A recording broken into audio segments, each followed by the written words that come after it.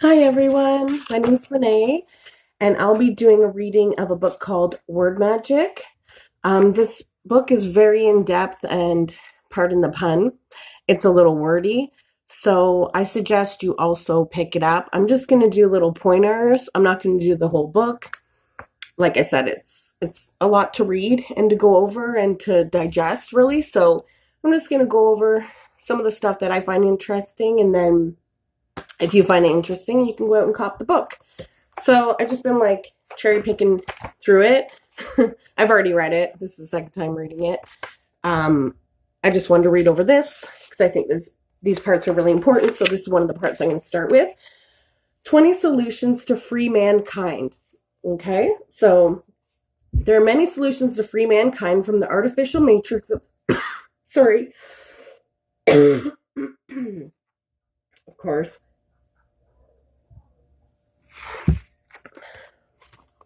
There are many solutions to free mankind of the artificial matrix of the dark forces.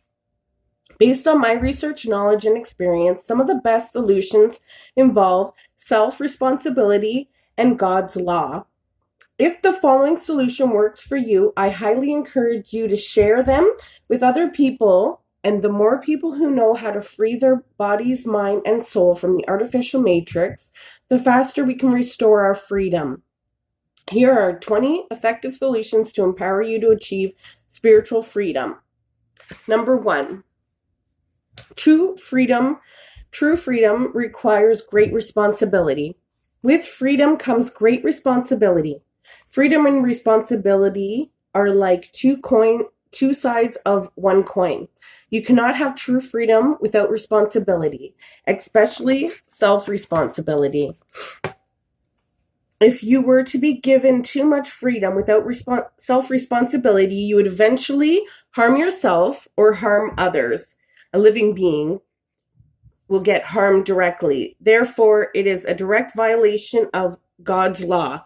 The consequence of harming a living being is very serious. Here is an example of a situation that shows why freedom requires self-responsibility.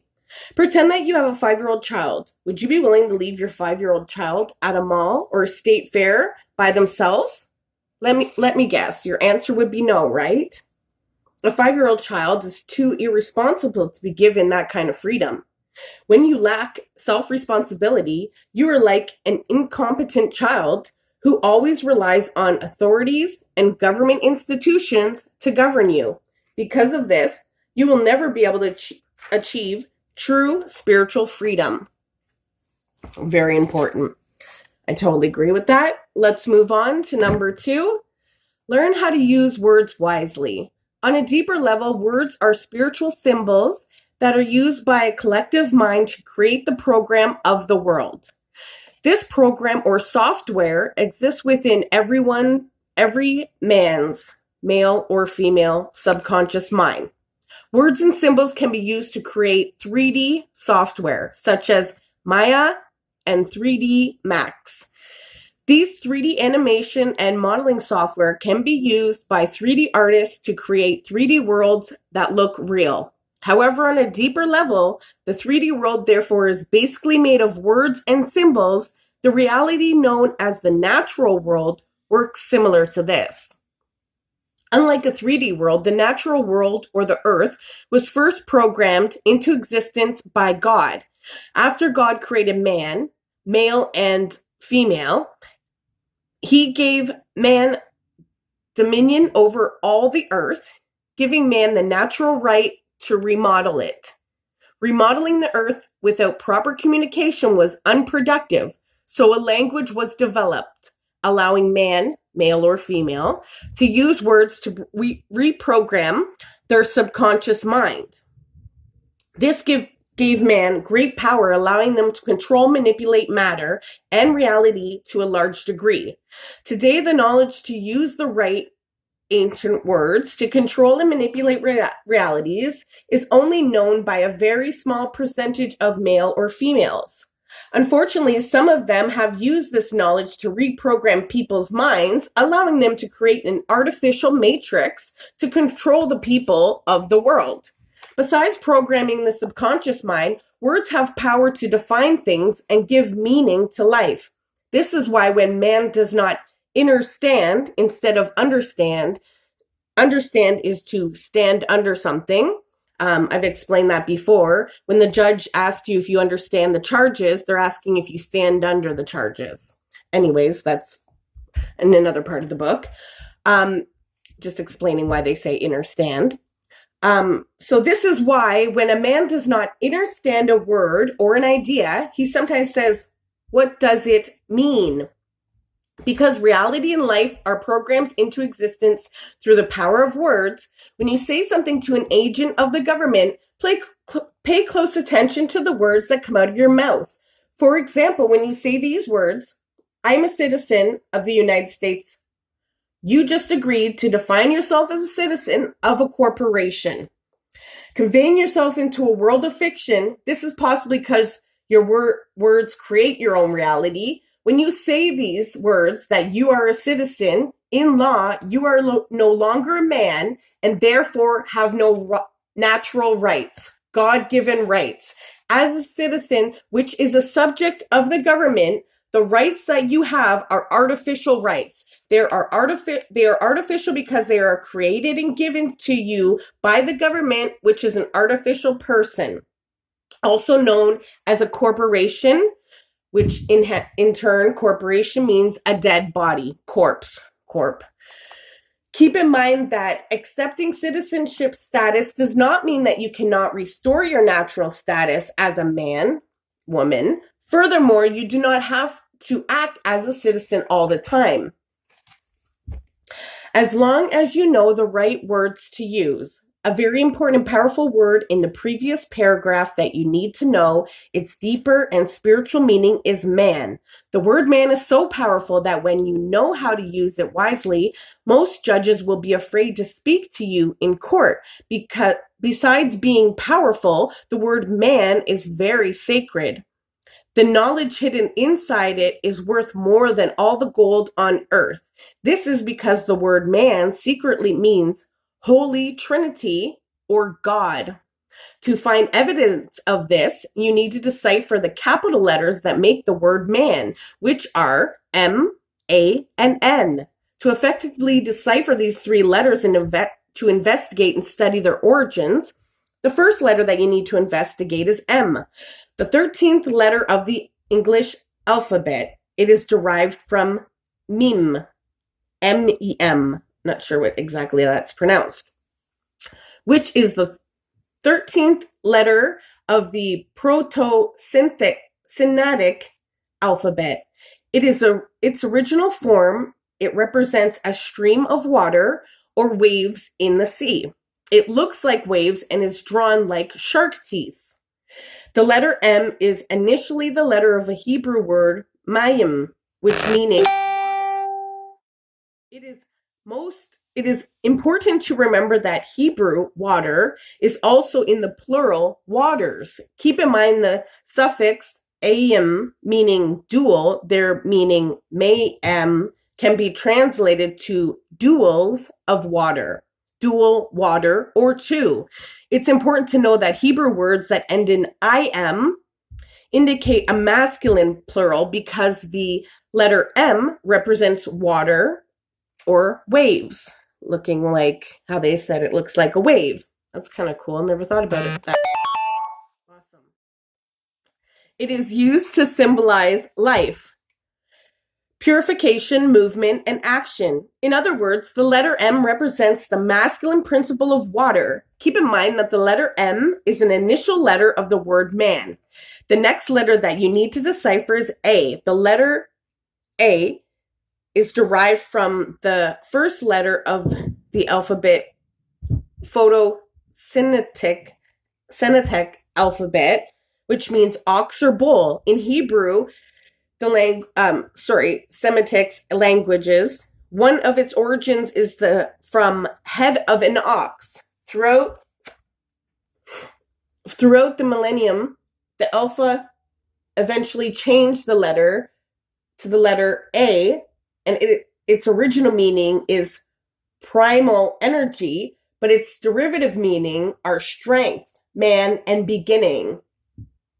The word primal means belonging to the earliest age. It is derived from the Latin word primus, which meaning first in Greek, and which was changed to alpha. Sorry, I'm a little bit under the weather. I'm so sorry I did that. Okay. Nobody's perfect. Okay. 1300. Okay. Oh, sorry. There was just a little tidbit at the bottom. They add these little tidbits of information. I swear there's like so many more books I need to read that were suggested just in this book. It goes that deep. Okay. So based on the information about the letter A, this letter has a strong connection to the concept of being, first and alpha, omega. Jesus has also had a strong connection to the concept of being. First, the alpha and omega. Jesus is sometimes known as the Word. Hence the Bible verse, John 1:01, in the beginning was the Word, and the Word was with God, and the Word was God. Bold emphasis added. I don't think I needed to say that. Sorry. Jesus is also known as the Alpha and the Omega. Hence the Bible verse, Revelations 20:13, I am the Alpha and the Omega, the beginning and the end, the first and the last. In addition, Jesus is known as the firstborn. Hence the Bible verse 1:15.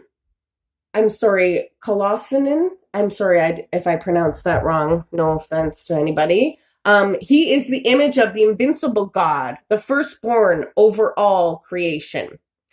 For by him all things were created that are in heaven and that are on earth, visible and invisible, whether thorns or dominions or powers, all things were created through him and for him.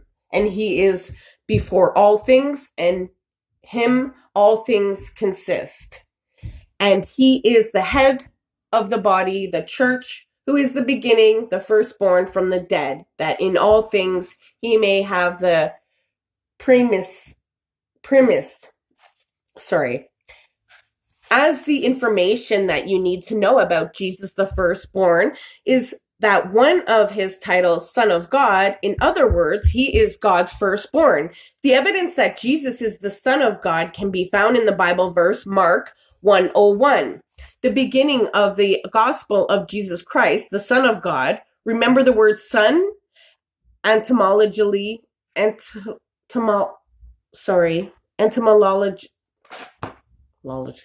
I can't pronounce that word. It means, descendant. The word descendant is made up of the word descend. The word descend comes from the Latin word descendere, comes down, descend, or sink. Jesus said, I am the bread which come from heaven. Therefore, Jesus is the son, descendant of God. It is important to remember that a descendant can be a man or a woman. Keep in mind that the letter A is the second letter of the word man. The last letter of word man that you need to decipher is the letter N. The letter N is the 14th letter of the English alphabet. It is derived from the nun, which is the 14th letter of the prosynthesis alphabet. It is originally formed from nun, representing serpent, snake, water, serpent, or eel. The word nun means serpent or snake. Is that what they're kind of saying? Okay. I don't remember reading that. The letter N is the initial letter of the Hebrew word nun, representing a fish, sea snake, or game fish. The original meaning in which is hidden in the ocean depths, a fish, and derivative meaning are hidden, intimate, feminine place where one can crouch, place that contains fish, fetus in the water, or a fetal sac, spark of life, forthcoming birth, infant growth, production.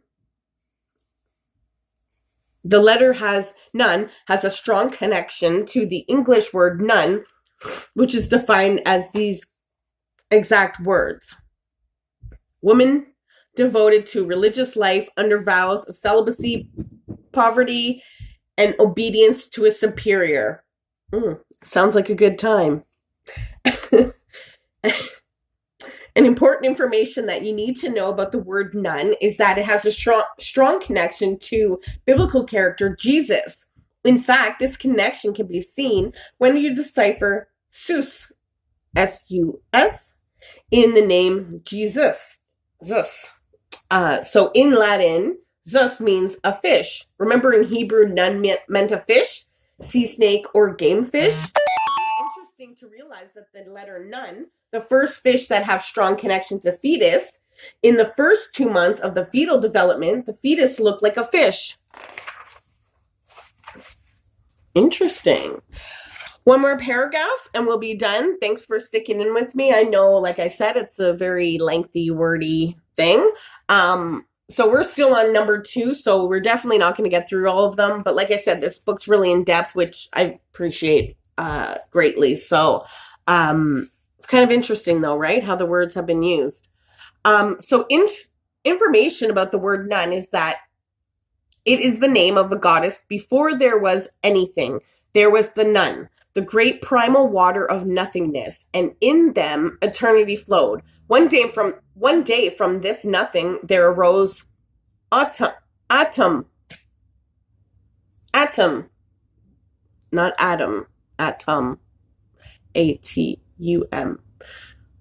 The perfect and complete one, arising as the first tail out of the water of the nun.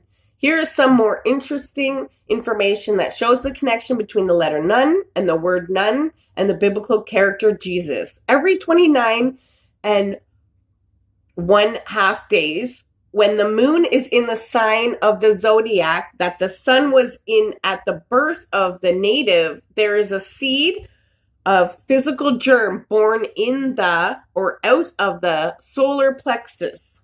And this seed is taken upon by the nerve or branch of the gastric nerves that becomes the fruit or tree of life. The tree of good and evil, good if saved and cast upon the water circulation to reach the pineal gland, and evil if eaten or consumed in sexual expression on the physical plane, or by alcoholic drinks, or gluttony on the physical plane, or alcoholic drinks or gluttony that's caused fermented acid or even alcohol in the intestinal tract. Thus, no drinkard can inherit the kingdom of heaven. So drinking is out if you want to reach that level of ascension in your kingdom, your temple. Your temple's right here, right? So no drunkard can inherit the kingdom of heaven. For acids and alcohols cut out the chemically split oils. And that's the Christ oil for anyone that knows about the Christ oil. That unites with the mineral salts in the body and thus produces the monthly seed. This seed, having the odor of a fish, was called Jesus, from Greek for fish, and nun, Hebrew for fish. Thus, Joshua, the son of the nun, I am the bread of life. I am the bread that came down from heaven. Give us this day our daily bread. Okay, so that's super interesting. This is really in depth, so we're going to stop here. There's some really, really good ones coming up. I hope you guys stay tuned. More of Word Magic coming up soon. If you want to follow me, it's Renee, R-E-N-E-E, Dupuis, D-U-P-U-I-S, and it's a picture of someone ascending, an ascension picture. So add me up if you'd like to, and I'll be sharing more videos soon. Thanks for hanging in with me, and we'll talk soon. Bye.